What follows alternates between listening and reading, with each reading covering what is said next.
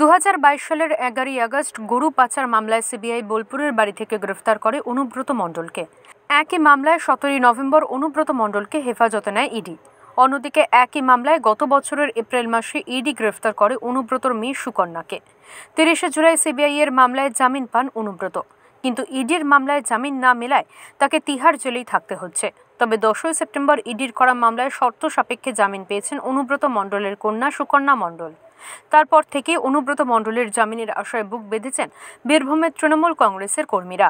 সেই আশা নিয়ে হনুমান মন্দিরে পূজার্চনা এবং বিশেষ হোমযজ্ঞ করলেন মুরারাই এলাকার অনুব্রত মণ্ডলের শুভাকাঙ্ক্ষী তৃণমূল কংগ্রেসের কর্মী এবং সমর্থকেরা।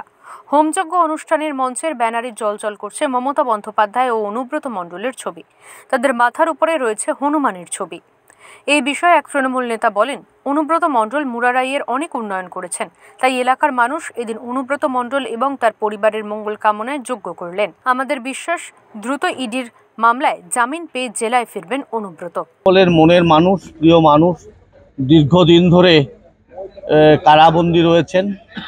তার মুক্তি কামনায় এবং তার পরিবারের মঙ্গল কামনায় এবং সদ্য তার মেয়ে জামিন পেয়ে জামিনে মুক্ত হয়ে বেরিয়ে এসছেন, সকলের মঙ্গল কামনায় এবং আমাদের সকলের প্রিয় মানুষ বীরভূমের কারিগর, নতুন নবরূপের কারিগর অনুব্রত মণ্ডলের মুক্তি কামনায় আমাদের মুরারয়ের অনুব্রত মণ্ডলের প্রিয়জন যারা, তারা এই হোমযজ্ঞের আয়োজন করেছেন এবং সকাল থেকে উপবাস থেকে, বিশেষ করে বাবলু ভকতের উদ্যোগে সকলে মিলে, এবং এটা কোনো পলিটিক্যাল প্রোগ্রাম নয়, এটা নন পলিটিক্যাল প্রোগ্রাম, এবং এখানকার ছেলেরা, উৎসাহী ছেলেরা, যুবক ছেলেরা, তারা সকাল থেকে খুব নিষ্ঠার সঙ্গে এই হোমযজ্ঞ আয়োজন করেছে।